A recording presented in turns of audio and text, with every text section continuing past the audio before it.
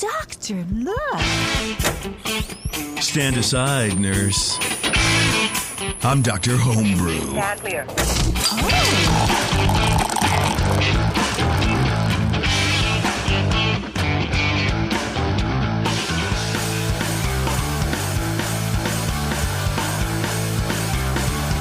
Hey, welcome back to Dr. Homebrew, everybody. We have a great show for you today.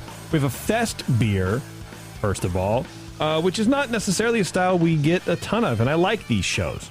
These shows are fun because we get to talk about different flavors other than, oh, there's no hop burn. Cool. You know, what one malt did you use for your IPA? You know, it's that kind of stuff. We get... Well, there you go. Also, it's the perfect time of year for a Festbier because, Oktoberfest. Yeah. You know, before we get started, I'm going to talk about the chat for a second because I was bitching in the last show about cleaning. And William in the chat says, come on, JP, it doesn't take much to clean. Yes, it does. Even just a little amount it takes to clean, I don't want to do it. I know it doesn't take much. I don't want to do it. I don't like it. I dislike it. You don't want to clean as a hobby. Thank you. Yeah, I don't even want to clean I won't even want to clean as a chore. You know what I mean? Stepping over garbage.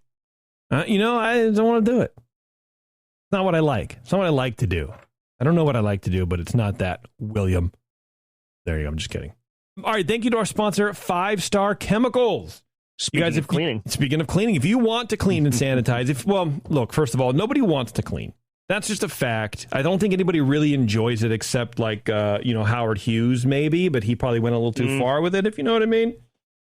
Without the pee in the jars, if you want to be cleaning at home and you want to do it right, you use 5 Star Chemicals. Go to 5starchemicals.com today, right now. Pull your car over. I don't care if it's on the freeway. Pull over. Pull up. No, don't really do that.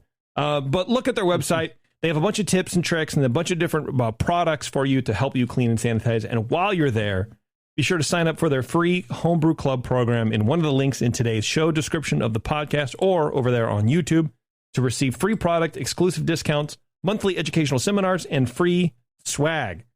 Everybody likes to get free shit. You want to hear a quick Howard Hughes story?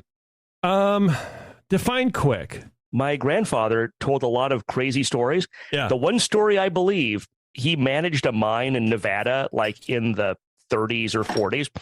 And he said, this is why I believe him. He said he's pretty much the only guy there. He was working real late. It's like midnight-ish. And this guy rolls up. And he's like, who's this guy come up to the mine? And it was Howard Hughes who owned the mine. And he had my grandfather take him around for like 3 hours and asked him like an infinite number of questions, and then he was satisfied and left. And that's not a tall tale type of story. That's like a thing that happens when your boss is really weird. Yeah. So I actually believe that my grandfather had like a 3-hour conversation with Howard Hughes about his mine in like 1938. That's wild. Wow. That is wild. David, do you have a Howard Hughes story? No, I don't. Oh, it's too bad. You're fired. Get out of here. No. Dave, welcome to the show, man. Thank you. Thanks for having me. So you brewed a Festbier. Is this something that you have done before? Not a Festbier. I've done an Oktoberfest before, but not Oktoberfest before. How long have you been homebrewing, man? 9 years. 9 years. Okay. All right. That's not bad. I don't know that I've actually even tackled either style. They seem kind of complicated. Was it a little daunting for you, or you wanted to do it, or are you just trying to like brew the styles, or you got bored one day, or why Festbier? I didn't do either Oktoberfest or Festbier last year, and just wanted to do it this year. Okay. Yeah, basically just because I wanted to. Yeah. Okay. All right. Sometimes that's a fine answer, you know. Yeah. Yeah, it's a challenging beer to brew. You know, it's a lager, and you got to do that right. There's not a lot to hide behind. No. It's mostly kind of Munich-y characters, and maybe that's why I haven't done it. I need shit to hide behind. That's why I like porters and stouts. I like to hide. Cooper, since you got a break from the last show because we judged your beer, why don't you go ahead and start on David's Festbier here? You're gonna make me work? Yeah, man. Sorry, dude. All right. Okay. Well, so the bottle has a pretty good fill. It's a little bit on the low side, but that's okay. When I opened the first one, it had a really nice hiss. Let's see. I'll get it on mic this time. No. Oh, sorry. That was a letdown. But I had my headphones on, so I couldn't hear if it really hissed that much. It did not. It was officially a letdown. Now I'm pouring it into my glass. Can you hear that? I chalked that up to audio because I don't hear that either. I think your windscreen is so effective it managed to muffle the hiss. You bobbled the hiss with your windscreen. Okay. So in the nose, it's got a clean and lightly toasty aroma up front, medium low herbal hop, slightly biscuity and bready. No obvious fermentation derived esters. No DMS or diacetyl. It was slightly grainy to me as it warmed, I felt. Pretty close for aroma. I gave it a 9 out of 12 there. Color-wise, appearance-wise, this one seems, the head just fell completely flat on this sample. If I had to adjust on the fly, like Schar sometimes does, I might have to bump it down one just because the head lasted a little longer on the other bottle I had last night. Mine kind of jumps off too. Kind of just, it's there and then it goes. But the color is really nice. It's got this rich orangey light gold color, medium white head of fine bubbles that recedes on the sample I had last night to a more wispy cover and a collar after a moderate time. So it stuck around okay last night. And the beer is clear. It's actually very clear. You can see right through it, no problem. Kind of orangey highlights there. Flavor-wise, it's got kind of an overtly bready, doughy malt flavor with a medium-low sweetness. It seems cleanly lagered, which is nice. It doesn't dry out quite as much as hoped, or else there's something that's giving me a little impression of, lingering, kind of a sweet bread-like impression. That kind of stays long into the aftertaste. There's something grainy lingering in the aftertaste with that. And the bitterness is low. I think it might have a little bit of DMS here, which is, it's not detracting too much there or anything like that. But it's just not as much of the toasty flavors that I got some toast in the aroma. The toasty flavors aren't coming through as much, or else they're kind of obscured a little bit.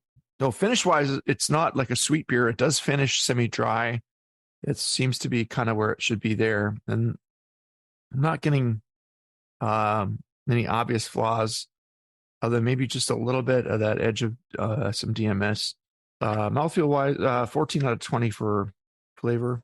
And I'd given it 3 out of 3 for appearance. I would give this one 2, but I don't need to be cruel. Sure you do. You're a judge. Yeah. That's what you do. That's what beer judges do. Mouthfeel wise, it's medium bodied with no warmth. The beer is fairly smooth. It just wasn't quite as crisp and quenching as hoped. These beers, I mean, they're served in the liter, the Maßstein in Germany, for Oktoberfest, and they should be really crisp and quenching and smoothly drinkable. And this one's not biting or harsh or anything like that. And it is somewhat creamy. There's no obvious astringency or anything going on in here. It's just not quite as crisp as I would like. Do you think that's a carbonation factor, or do you think it's a recipe thing? I'm starting to think that it might be carbonation factor. It has, on the one I noted last night, it has the impression of like kind of a medium low carbonation. I think maybe the hiss that I heard either was louder for some reason, or I just, but it did. I think the sample I had last night was probably even more carbonated than this. This one's a little bit flatter. Sometimes it is hard to get the perfect amount of carbonation in a bottle, but this should be a pretty effervescent beer, at least medium to, towards medium high carbonation, perhaps. Seems like overall a cleanly brewed Festbier, which, with a lot of good, genuine ingredients and, pretty good brewing process to get it right in that territory. Maybe it just needs a bit more attenuation, maybe a little more carbonation to, A, kind of soften that malt sweetness, and B, kind of drive a little bit more thirst quenching quality to the beer.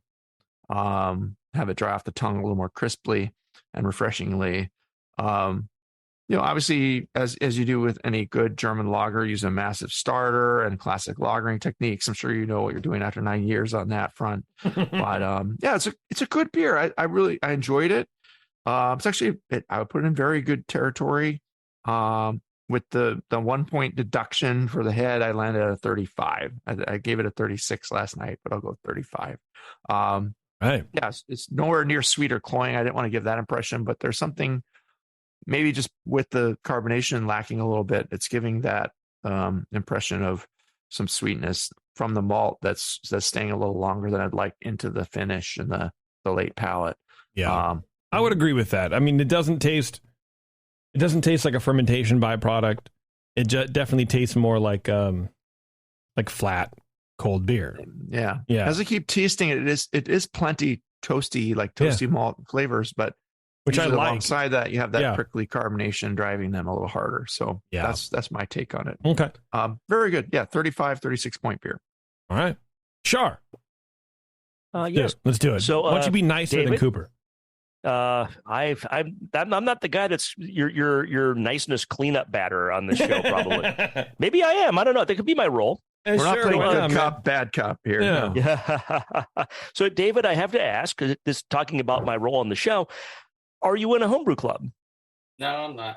So you're just making good beer by yourself, and that's a good thing. Lone wolf in it. You're lone wolf in it. Based on your T-shirt, the Imperial Beer Project. Yeah. Yeah, Vito. Sadly had to close his doors. We were there on the last night they were open. Oh, really? That was actually I did not know that. My first time there was the last night they were open, and Vito couldn't attend because I think someone in his family had COVID. They had some really good beers. Anyway, that could be a club. That could be a club. Sure. Imperial Beer Project fans. Yeah. So I like this beer. Thank you for sharing it with us. Aroma, I got a medium toasty malt aroma. I thought it was pleasant and inviting. Classic German bread crust aroma, kind of that like a fresh baked, something you bake at home, like an artisan bread. Low herbal hop aroma, no obvious off aromas for 8 out of 12. Appearance 2 out of 3. Deep golden color. The head in my sample was small and not persistent, and I may chalk that up to my glassware rather than your beer. I mean, I've simply, I hand wash stuff and I do my best, but things don't always work out the way you want them to with hand washing. So that easily could be on problem on my end. Crystal clear, again, 2 out of 3. Flavor. Initially, the flavor to me was malty. I got a little bit of that doughy kind of bread dough that Cooper picked up, but I also got like a little bit of honey caramel sweetness, which to me, that's not something that ideally should be in a Festbier. And I was wondering, one of the things we'll talk about is when you brewed this, I wonder if that might be just a little bit of oxidation, because sometimes in a good beer like this, oxidation doesn't come across as paper or cardboard. It comes across a little more honey or caramel. I still did get the bread crust character in the aroma or in the flavor. Bitterness balances in mid palate. It's well attenuated. When I first poured this and it was colder, the finish arrived pretty quick. And as it warmed up, the finish is definitely longer and malty and pleasant. But it does still have some of that little bit of that hint of that honey and caramel. So I gave that 14 out of 20 for flavor. Mouthfeel 4 out of 5. Medium body. Carbonation is medium low. And to echo what Cooper had said, I think a little bit more carbonation would really have helped this beer. Very slight warming, more creamy than astringent, 4 out of 5. Overall impression, 7 for a total of 35, which is very good. And I was kind of my thinking about this beer. It might be that this hint of what I perceived as oxidation was really just maybe a little bit of low carbonation that let the malt just sit on your tongue a little bit too long to give that impression that maybe wouldn't have been there if it had been a little bit more carbonated. There's no apparent off flavors other than that maybe a little bit of oxidation. I think it's a good beer, and I really appreciate your sharing. Very good. Yeah, I would just echo all that. I don't want to dogpile on you about carbonation, but get it together. Carbonation's hard. Okay. Carbonation's really difficult to do. It sucks, dude. I hate it. It's terrible. It's a terrible thing. Even kegging, I'm like, I don't want to. Maybe that's part of my problem too. I'll chalk up the cleaning. Anyway, David, what's up, man? Let's go recipe. You want to give us your recipe first? All right. It was a 10-gallon batch I did, or 12-gallon batch. It was 8 pounds of Munich, 6 pounds of Vienna, and 10 pounds of Pilsner, all Weyermann. I think it was just too much Munich, I think. And then 2 ounces of Electron Middle Brew for 60 minutes, and a 1/4 ounce of Magnum, and an ounce of Middle Brew at 10 minutes, Oktoberfest Lager Blend from Y Yeast. Did a 2-stage starter, and then I like to let it sit overnight, pitch it at 45. I'll drop the cold break, and then put some in this flask and stir that back up, and then pitch that. And then it started out at 1054 and went down to 1010. Nice and dry. Yeah. Okay. Yeah, it's good attenuation. Yeah. What do you think about his recipe? Is it too much Munich, like he said? Maybe a little heavy on the Munich, but I like that the recipe is fairly simple. Just the 3 malts and the 1 yeast and a little bit of neutral hop in the bittering and a little bit of the hops are not too heavy by any stretch of the imagination. They're right where they need to be. That part was good. Yeah, I think it's probably mainly just a bottle carbonation. And what's your bottling technique? A beer gun or a? Yeah, it's a beer gun. First time using it, actually. Oh, wow. Okay. I haven't bottled anything in 8 years. Yeah. That's probably what happened. You just trying to find the beer gun's a great product, but it's tricky, and it's not foolproof. Yeah. Yeah, I wasn't a fan of the line it comes with. I probably got to replace the line. Yeah. Let's do a beer gun 101. I mean, we could, honestly, but I don't know.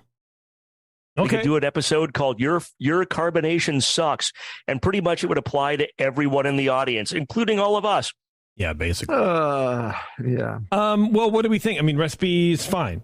We're okay with it. We just more carbonation next time and see what's up. How does this taste off the keg, David? Does it taste different than in the bottle or what? I tried a bottle of it last week.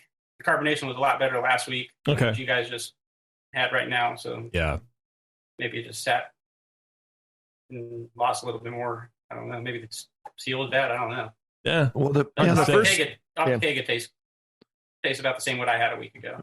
Okay. Yeah. Okay. No, seems like a really good recipe and good technique. And you're starting really, really cold there. That's what you like to do with your lagers. That's cool. I mean, you can, and do you ramp it up a little, as you go along slowly, or do you just go up and do a diacetyl rest at the end? No, after 24 hours, I'll let it get up to like 48, and then like a day later, I'll go to 50. And then after like a week, I'll go up to like 52 maybe.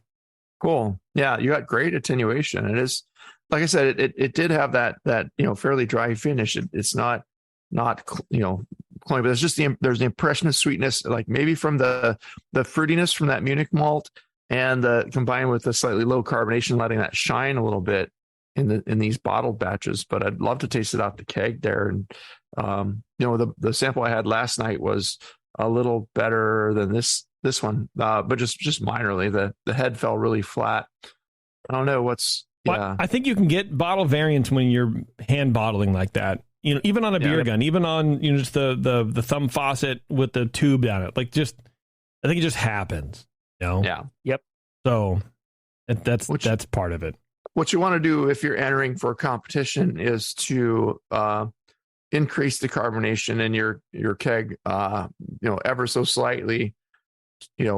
A fraction of the volume of CO2 to get it to that point where it's, when it comes out of that bottle, it's going to be at that perfect level for the judges. So David, do you have any questions for the guys based on their feedback?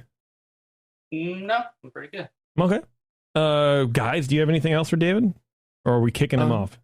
Question about water. Okay. Did you go for a certain profile there? Whatever Beersmith had told me for the. Yeah. Well, I used like the Beersmith app, and then the Bavaria, and then whatever. I think it was a Palmer. I think I looked at Palmer's recommendation. Yeah, there's kind of a moderate sulfate. Pretty.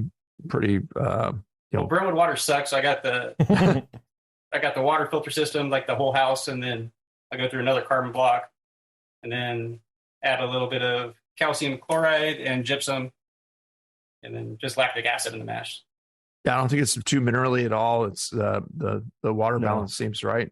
Yeah, I think it's Sounds good. right to me. Yeah. Are you going to make any changes, David, do you think? Or I'm gonna drop the Munich down, I think, next time. a little bit? Yeah. All right. And work on that carbonation. Unless you guys think it stays, I don't know. What do you think? Now, if you do enter in a competition, just, I think you could drop it a little bit.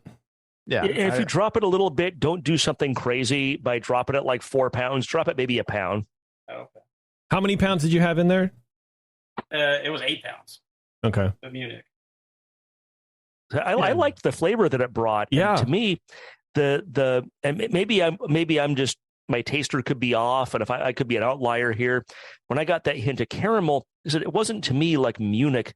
It wasn't a malt character. It was like a little bit of an oxidation character, and that can come from sometimes you're hand bottling off a keg or something. You can get oxidation or weird stuff like that can happen. But I think if you're going to drop the Munich, I wouldn't do anything crazy. I'd drop it a little bit and see what you think. Yeah. And then if you don't like it, then drop it some more next time. Yeah. Yeah, replace a pound with the Vienna and see where that goes. That could be real nice. Yeah, it's a great idea, Brian. Yeah. I think you're the 80-85% there. Yeah. Yeah, good stuff. Good. All right, David. Well, we'll let you go, man. All right, thanks, man. Appreciate it. All right, Thank thanks, you much dude. for entering. Thanks, man. Later. All right, we're going to take a quick break. Everybody will be right back here on Dr. Homebrew. Stay tuned. What's up, homebrewers? Hey, let me ask you a question. You spend a lot of time making your beer taste the way you want it to, right? Some of you even send beers into Dr. Homebrew for feedback. Well, the next logical step in your creativity is to craft some labels for those beers. And there's nobody better at creative labels than Grog Tag. Their easy-to-use designs let you turn out some pretty amazing stuff like labels, bottle caps, coasters, even six-pack carriers with minimal effort on your part. They have a range of label sizes that fit any vessel you can think of. Bottles, cans, growlers, kegs. GrogTag has you covered. Head over to grogtag.com today and check out their line of amazing, fully customizable templates and get your beer looking its best. Grog tags are water resistant, reusable, and will have your naked bottles looking great in no time. That's grogtag.com, and be sure to use code BNARMY at checkout to save 10% on your order. Hello, fellow BNers. This is Sully from the 21st Amendment Brewery located in San Francisco, just 2 blocks from Giants Park. Before Nico and I opened the 21A and before I was a professional brewer, I homebrewed on my small 4-burner apartment stove in a back house in Santa Monica, California, making my extract brews before graduating to the daunting idea of all-grain brewing. Homebrew books and information was hard to come by back then. The internet hadn't been invented yet, along with other things we take for granted today, like electricity and potable water. One thing I wish I had back then when I was learning was a radio show that could teach me the ins and outs of brewing and answer questions that I had about homebrewing, a resource for making great craft beer. The 21st Amendment Brewery is excited to be a proud sponsor of Dr. Homebrew, a great show that teaches you what you need to know about making incredible beer. Good stuff. Listen up, you might learn something. I certainly did. And thanks for your support. Tasty Crack Games. Dr. Homebrew, please report to the ER for code blue. Dr. Homebrew to the ER, please. Oh, and your tea time has been moved to 2:30. All right, thanks for sticking around, everybody. We are going to talk to Brian Schar a little bit about judging at the at the GABF. Brian Schar, you went out to Denver, or Denver adjacent, for the Great American Beer Festival judging. So Louisville, is that where NHC was the first time it was in sort of Denver adjacent, where everyone's like, oh, we're going to go to Denver, and you had to take the fucking tram 20 minutes out to do anything, and we just had a hotel? I didn't go to that NHC, so I couldn't tell you that. That pissed me off. It was funny. I was, when I got my invitation to go out there, I just assumed it was Louisville, and I got corrected by some locals right away that it was Louisville. Oh, yeah. Which is good because it keeps it from being even more confusing than it could be. How can JP be annoyed by things that he didn't even do? That's what I want to know. No, I went Have to you met JP? I went to the NHC that I was talking about. And I remember hearing that it was in Denver because I was back when, and I don't know if they still do this, but that was back when the NHC was like marketing as the next big town over. You know, where it's like, oh, like Denver. Well, I was told we were going to Denver, sir. Nope, you're going 20 minutes away from Denver. Well, the Brewers Association shit. is based in Boulder, so I understand. And Denver's got like 30 suburbs, so it could have been Longmont. It could have been any number of L. There's like 3 different L suburbs. Yeah, that was weird. It was just weird. It bummed me out. I was like, oh shit, okay, because. You had to get on the train. You had to walk, first of all. You had to walk a quarter mile to the tram station and get on the tram. No, not walking. And then go all the way into town. And then you had to catch it to make sure. It sucked. I like it better when it's in Denver proper, but whatever. I understand. Yeah. Look, that was 10 years ago. Who cares? Or longer. Probably longer. God, I've been doing this a long time. All right, Schar. So you went to Longmont, Louisville.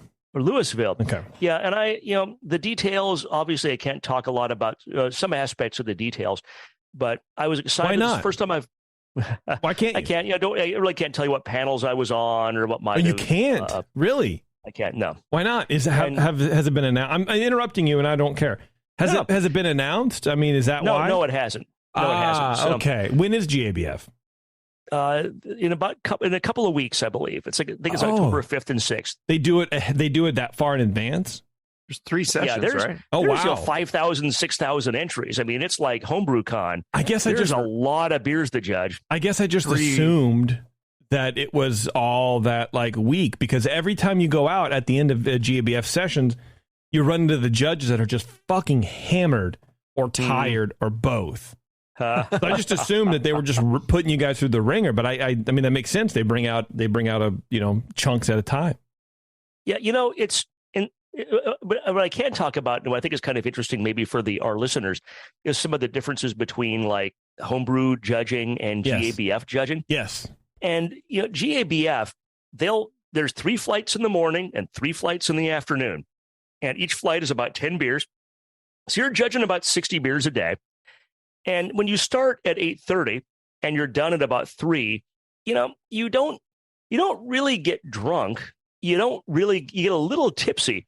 But when you drink all day at that level, by the time 3, 4 o'clock rolls around, maybe it's because I'm getting older, I was just wiped out like pretty much every day. Yeah. And I remember one day, like the second day, I went back to the hotel and I had a nap for like an hour. And I got up and I'm like, God, it's like 5 o'clock. I should eat something. And there's a place, like a tap house that was about a 10-minute walk from the hotel. It's close. I'll just go over there. I won't bother Ubering. I'll just go there and I'll have some food and I'll have a beer. And it was a fantastic beer. And it was a struggle to finish that. Really, at the end, after an end of a day like that, that's just not what you want. I tell you, man, whenever I go out and do NHC or do these beer like vacation things or these beer event things or whatever, when I go out, the last thing I want to drink is a beer, and I'm not judging 60 different beers. Yeah. So you go and like towards the end of the night, you start switching to cocktails, start switching to the gin and tonic. Yeah, I should have done that night. That would have been a lot better. Yeah, that's what we did after NHC too. You got to, man. Yeah, you got to, because beer so only much judging. It takes you so far. It only gets you so far, and you don't want to be one of these people where you feel like you have to drink a beer because you're a beer guy. Yeah, and you have to be seen drinking the latest craft beer when you're or whatever. It's like, dude, I don't even care. Matter. Yeah. Thankfully, I don't really give a shit about what people think about me in that regard. Well, right. But the royal right? Yeah, exactly. But in terms of judging process, one of the things I thought was really interesting. So, in a homebrew competition, you might have, let's say, however many beers in a flight, and the steward brings out to everybody one beer, and you taste it, you smell it, you write down your score sheet, and you have a discussion about that beer. You're done with that sample, you move on to the next one. And it's that protocol is kind of burned into our brains. For GABF, it's a little more like mini best of show. They bring you out, however many beers are in the flight, all at once. Well, usually the stewards can't carry that many. You might get 4 at a time. And your flights might be anywhere from 6 to 12. depending how big the category is. So you essentially you write down your score sheet. And it's a little more like a homebrew con, any national homebrew comp sort of score sheet. There's places to write, but there's also more things to like check this box. So there's not quite as much writing involved as in like a BJCP comp. And then after you write your score sheets for all the beers that are in that flight, then typically what will happen is that it's kind of like best of show. And you'll have the judges on your panel, and it's going to be 2 or 3 judges, and you'll go through, like in best of show, say, all right, what ones did you not like? Or which one did you not like? And each person can kind of kick one out until you get to maybe like 5 or 6 that are left. So it's a little bit different than, in a way, it's more efficient because you don't have to talk about every beer and come within 7 points of every beer. And it has to be more efficient because there's just so damn many beers to judge. So when you say that everyone can kick one beer out, what happens if I kick out a beer that you love? Do you get a chance to be like, hold on, we got to talk about this? No, typically it's like a best of show or a mini best of show, where if, let's say, 2 people didn't like it very much, but you really liked it. Yeah. A lot of times it'll stick around, and you can ask for, and people will be like, let's just keep this in for the time being. And then move on to the next person to kick one out. And you don't have to take that approach, but it's the approach at the tables that I sat on. Okay. And like I said, the advantage is that you don't have to talk in detail about each beer. Right. Or the question about a beer, this is sounding very similar to what I had to do at NHC, is, okay, was this a beer that you would fight for? Was it one of your top 3? Because if not, out of these 9 to 12 beers, it's not going anywhere anyhow. So let's just let it go now. One person or 2 people really disliked it for one reason or another. No, that's right. And if you're an experienced judge, unless you really think the other judges are wrong, and when you're judging with people that are really experienced and really familiar with beer, and they're professional brewers and they're brewery owners, they know what they're doing, you've got to really, if you really want to stand by a beer and fight for it, that's great. And you should, if you really think that should happen. If you're not going to fight for something that might be in 4th place, you know what I mean? Just like you said. Right. Don't die on the hill for that. You're not going to die on a hill for something that nobody else thinks is that great and that you think might be in 3rd or 4th place. Okay. Interesting. So, and then medal rounds are kind of similar. So you'll go through this first round stuff. I don't think it's telling anything that I shouldn't, and I don't think it should surprise anyone that there are a fuck ton of IPAs in that competition. West Coast, hazy, whatever. And like there were the first 2 days, everyone had in the morning an IPA flight, and everyone had in the afternoon an IPA flight, because there's hundreds upon hundreds upon hundreds of IPAs. So it's not, so you don't get to sign up for a specific category and then that's it. It's just sort of you show up. They do in the when you register, they provide a web page, and they managed to make this thing for as many beers as are involved and as many volunteers and everything else. It runs really smoothly. And one of the things on the web page when you register, you can, for each category, every single category in the Brewers Association guidelines, which by the way are different from the BJCP guidelines. There's styles that aren't in the BJCP. There's not as much description. There's a thing called strong pale ale. And I was like, hang on here, guys. There's strong pale ale. It's there's like a lot what more the hell? styles. That's called IPA. Right. And yeah, there's more styles. And are there more styles because more styles means more categories, and more categories means more sponsors, and more sponsors means more money? Or is it legitimately trying to like squeeze out, in a positive way, define the world around us in craft beer? And if there's a new emerging style, well, we should acknowledge that. I believe more the second category than the first. Okay. And if you can pull these guidelines, they're not secret, but you can look them up online. They're readily available, and they generally track the BJCP. But then there's things like I wondered, like, where is this strong pale ale coming from? There's a couple that are just kind of weird.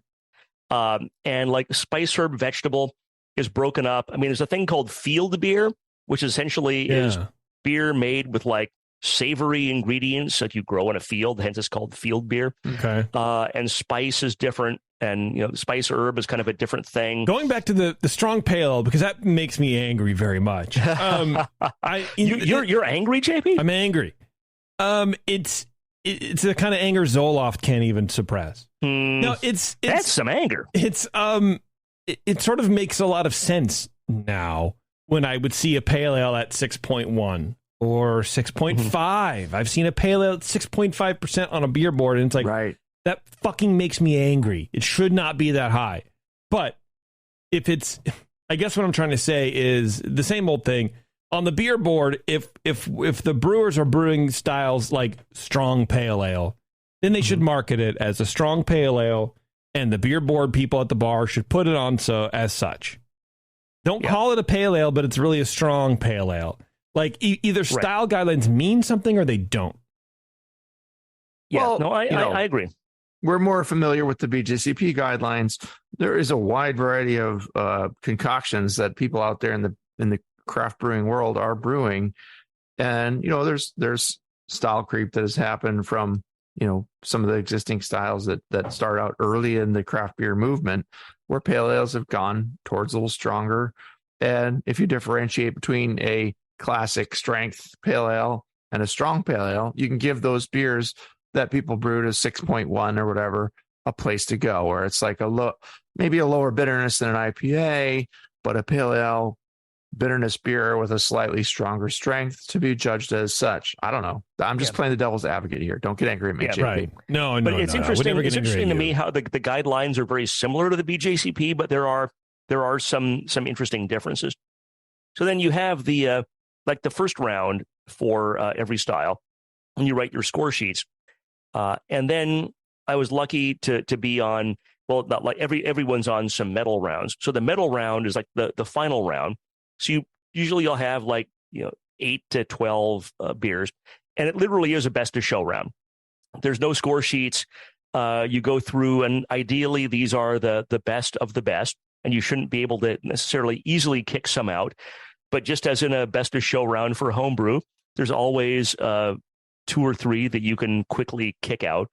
And then you have that discussion among the ones that are left about which one is really the more platonic ideal of the style and the best executed compared to the others.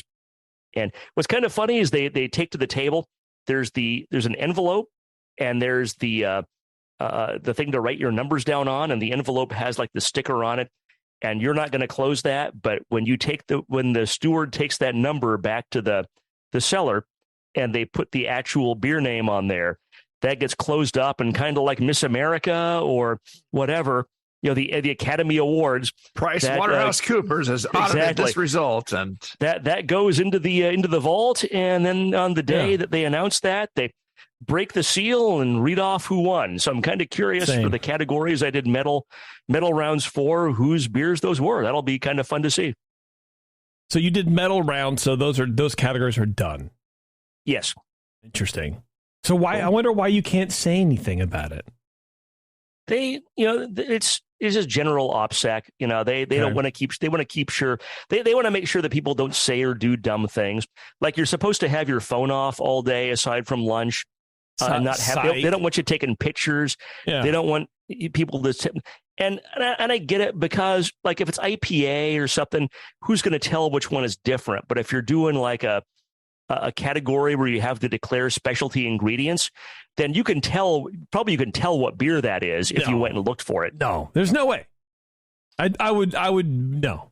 Yeah, I mean, if it's really specific, so there's certain beers. I mean, if you have like a bright pink beer, okay, maybe. But I appreciate that they're trying to maintain their security and maintain the suspense, and not have a bunch of idiots go yap on social media about it's something they saw or heard. It's not, and that's a knock. What I'm saying is nothing that's.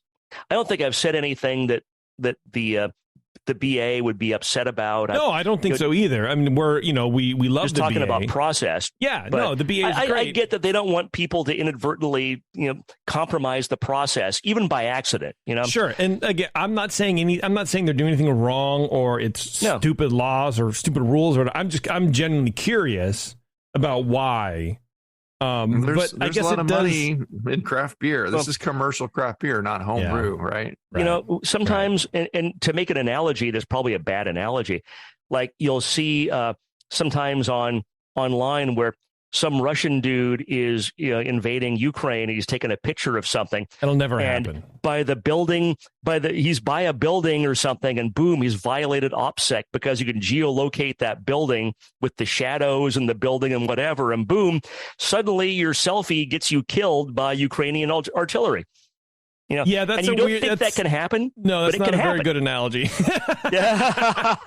If you tell me I had to judge strong pale ales, and there were a lot of good beers. Like I don't feel like those are. And different. Russian artillery dialed right in on us and killed us right afterwards. It's crazy. Yeah. The BA just called in a strike on Schar's home, and it conquered. Dude. Yeah, the right. missiles are coming. Ken Grossman decided to, I don't know, whatever. But it's fine.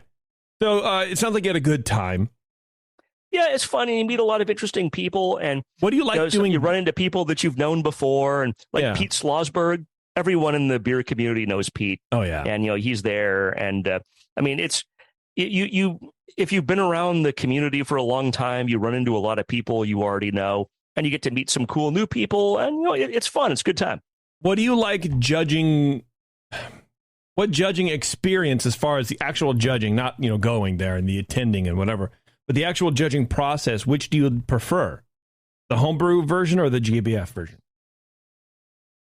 I don't know that I have a preference. They're just different. I hate that answer. That's a lawyer answer.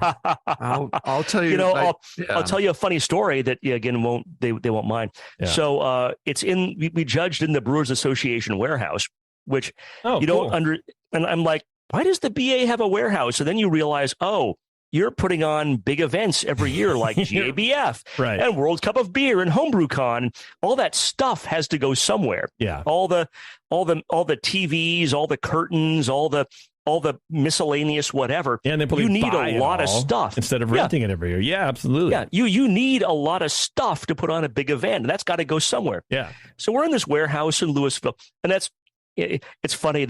You've probably seen that meme of like what my friends think when I tell them I'm judging beer versus what I'm actually doing. Yeah. And they think you're like, hey, you're having Oktoberfest and you're having 5 Steins. And yeah, you're writing a bunch of stuff. We're sitting in a warehouse in Louisville writing about beer. So it's a warehouse and there's this bird that's overhead and it's trying to get out a window and there's pipes overhead and it sits over one of my judges I'm judging with on this one flight. And we look up and it's kind of right over him. And he's like, God, is it crap in my beer? And it sits there for a long time. And we're thinking probably it's sleeping or whatever. Pooped right on his shoulder. Oh, man. I would have gone right over to the... We shifted the tables after that. But yeah, you got poop on his shoulder. I would have gone right, just walk through the warehouse looking for the T-shirts. I would have scored a free T-shirt. Absolutely. Yeah. At least it didn't go in the beer. That's good. Yeah, and I always made sure...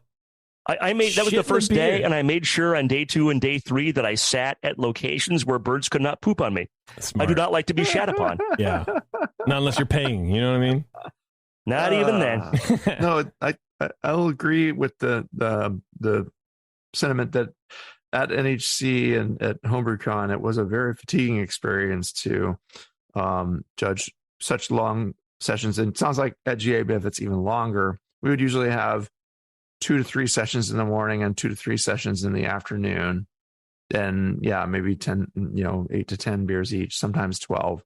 But it was a lot of beer to get through. And it really interfered with once talks started going on and stuff, and they didn't repeat the talks this year. And I'm not complaining. I signed up to judge. It's part of the experience. I did my part. That's what you want to choose. Yeah. Well, and you can download the talks later. They make them available. Yeah, I got to judge some fantastic, best, metal rounds, which was really fun and really hard to do because the beer quality at that level is so intensely high. It's like cutting fine hairs. It's like, this one's just slightly this. Sorry. Yeah. That's a fantastic beer, and you have And to let that's it go. what's really tough when you get to a medal round, just like the best of show for homebrew. And you get to those last, there's like, you can only award, gold, silver, bronze. And there's 5 or 6 beers out there. And like, wow, how do we slice this? Well, these are all fantastic. How do we pick which ones are better than the others? Hang on, everybody. It's Dr. Homebrew. We'll be right back.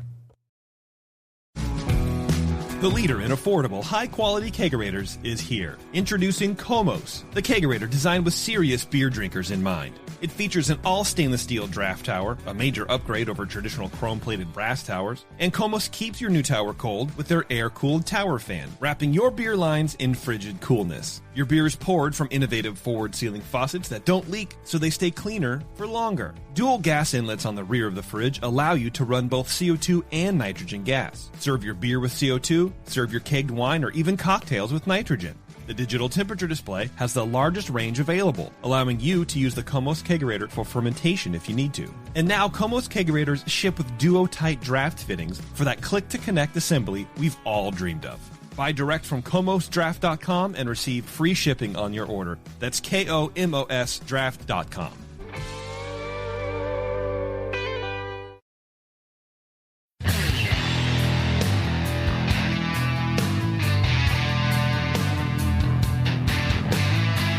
Now, back to the examination. And I'll tell you one thing that's also kind of interesting about judging commercial beer as opposed to homebrew. Yeah. One of the, the style doesn't matter, but I had one flight where probably 5 or 6 of the beers tasted almost identical. And in homebrew, you're not going to get that because people are trying to come up with new stuff. They're creative. They're brewing with what they got in their garage. Yeah. Or they're just doing whatever. You're not going to have. It's rare to have 2 homebrews in a flight taste the same. And then you realize for commercial beer, whatever the style, the market wants what it wants. And if the market wants X, you're going to have a whole lot of brewers trying to brew X. So you're going to have a lot of entries in a lot of styles that are very similar to each other. That is a good point. Because they're trying to kind of dial in. And thankfully, none of those, but the category that happened in, there were like there were some standouts and there were some that weren't. And we didn't have to get into splitting hairs on the 6 beers that were identical. Mm-hmm. But that's a thing that I had never run across before in competition.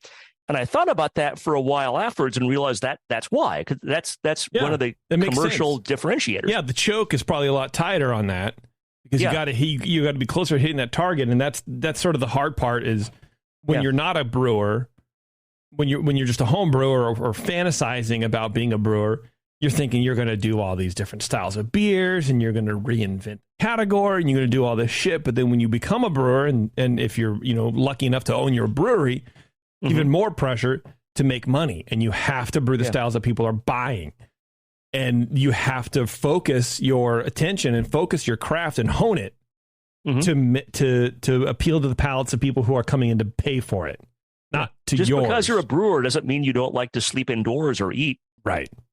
So, but and I guess that would make competitions a little bit harder, even too, because you are sharing similar palates, even more so. Across the judging. Yeah. Do you, and we'll wrap it up here in a second. Do you think that homebrew, because people, I guess what am I trying to say?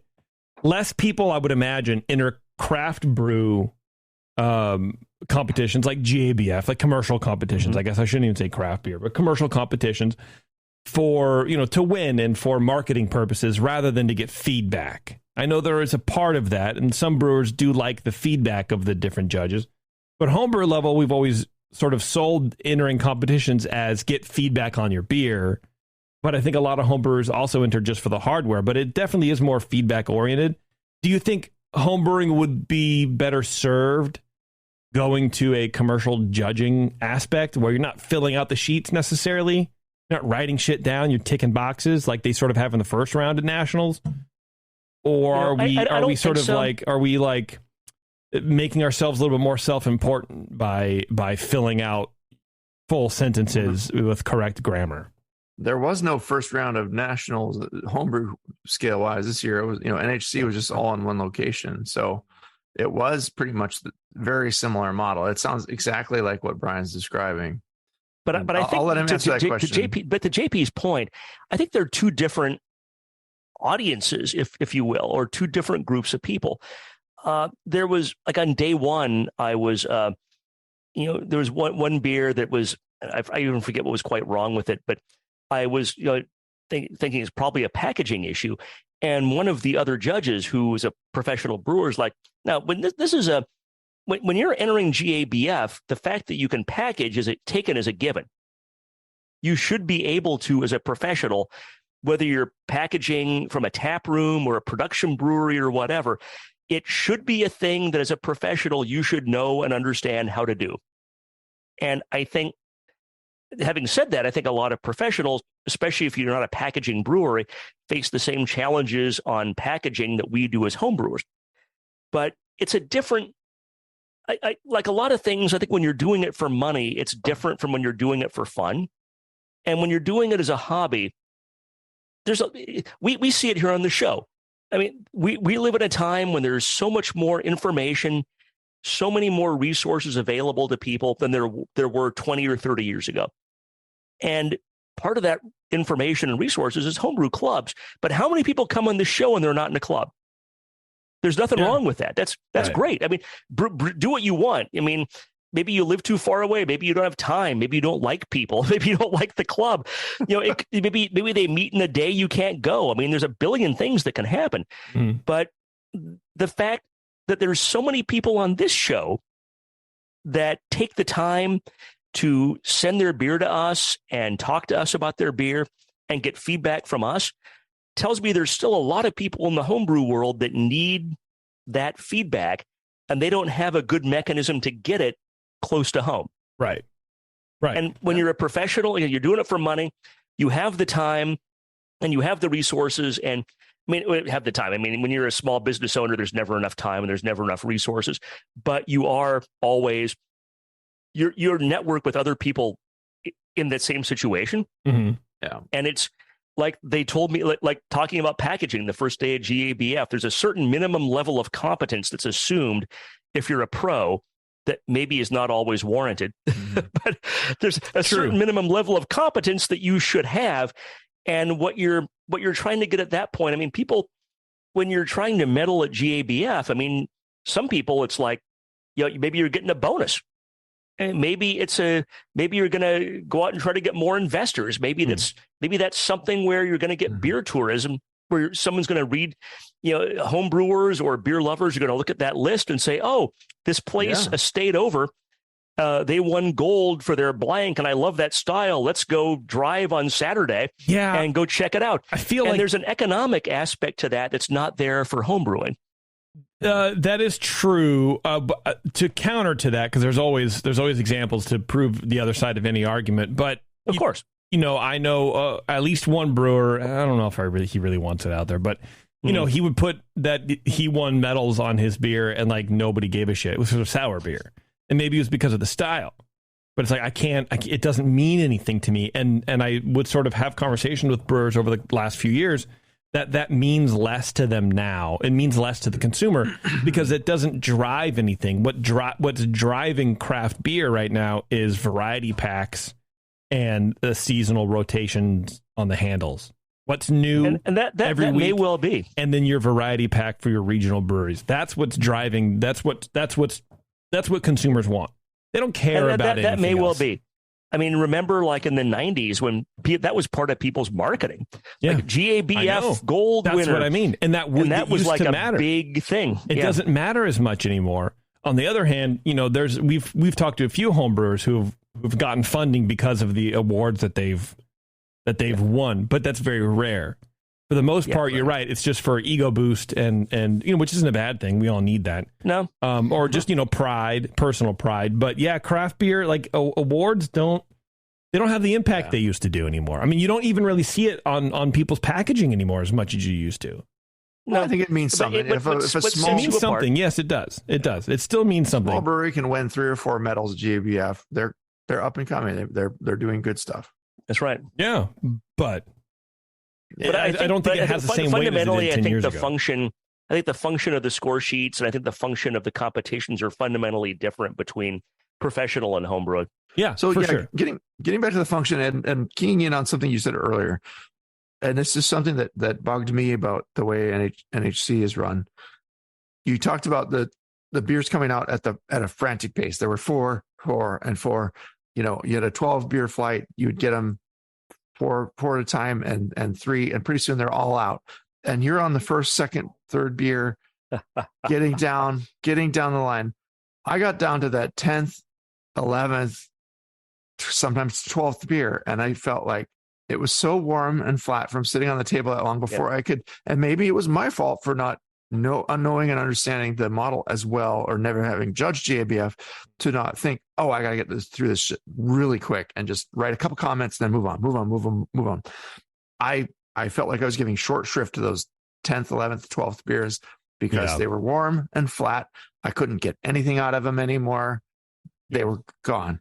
And I felt bad for the brewers because I was like, fuck, this guy spent his time, spent his $12 or whatever to enter it, maybe more now. I don't even know how much it was, but like I did my very best to give it a proper like evaluation, even though and give it the benefit of, okay, this is really warm, but it still has some really nice flavors in it, whatever.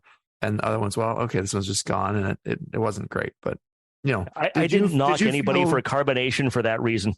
Yeah. Did you feel the same way? Did you feel like the earlier beers were easier to judge than the later ones, and that you might have passed over some beers that could have gone on if you had been in a different order?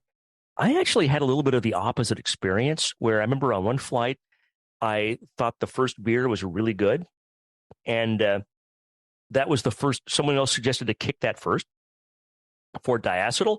I didn't get diacetyl. And I went back to it, a half hour later after I've been sitting out. I'm like, holy cow, I could barely, and it wasn't just diacetyl, I could barely stand to smell it because there were so many things wrong with it. Wow. So there is always that first beer bias.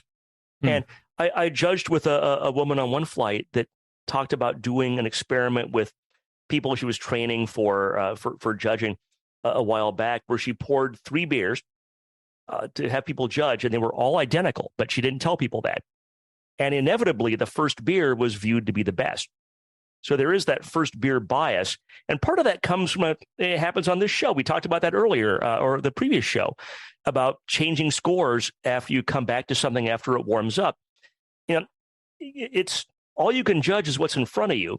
And if it changes while it's in front of you, it changes. That's the nature of the beast. And sometimes it does, and sometimes it doesn't. And sometimes it changes real bad, real fast. And that's whoa. Right. And you need to be aware of, I think one of the good things I learned at GABF from that was when you're judging 12, before you say you're ready to go and you're ready, you need to go back and smell and taste those first 2, 3, 4 beers again, and just make sure that your score sheet is still accurate now that they've warmed up. Yeah. And also, it's like, if you get to a beer at the end that is pretty clear and good, even though it is warm and flat, okay, well, there wasn't, anything really, any defect at that point would stand out clearly. So it must be a pretty decent example. Yeah. You may have missed some of the brightness. There was some brightness or crispness you missed out on, but the advantage of letting it warm is that you're making sure when you come to it, if there's anything off, it. Yeah. I think I need more experience in that style of judging. And, probably if they do it the same exact way next year for NHC without a first round, I'll have to be ready for that. I kind of hope they bring back the first round personay, but that's just me. Agreed and agreed. I totally agree with you, Brian. But yeah, on the homebrew scale, I think people do want that feedback, and they want a fuller score sheet, at least for maybe, from the first round. Once you get to the second round, that's another story. You're getting the best of the bests and honing in on what's gonna medal. Yeah, exactly. Yeah. All right, good discussion. Thank you, very Brian. good talk. I'm glad you went, and thanks for doing your duty out there. And for sure. Well, thanks, man. I was real happy to do it. I met some really cool people. I had a good time. The birds did their duty too, I guess. There were people that were sticking around for the second session. I did one session, and that was enough for me. Yeah, that's what I feel about judging too. I can't. It's tiring. I want to say R.I.P. Coolio, by the way. R.I.P. Again, we got to do it. Yeah. Brian Cooper, how can people get on this show, this lovely show of ours? Well, you could just sit and wish and dream that you could be on the show talking to us and brew a really awesome beer and not send it anywhere. Or you could email Brian at thebrewingnetwork.com, and I will get back to you in fairly short order and let you know how you could actually send it in to us so we could chit chat with you on this Zoom machine and tell you either your beer's great or it needs a little improvement, and here's how you do that. But yeah, we'd love to have it. Brian at thebrewingnetwork.com, and send us a beer, mead, cider, sake, whatever you got. Yeah, I do. Dream big, dream being on Dr. Homebrew. Whatever you got. Yeah. All right, everybody, we're going to get out of here. Thanks a lot for tuning in. I appreciate it. Until next time, we'll see you later. Cheers.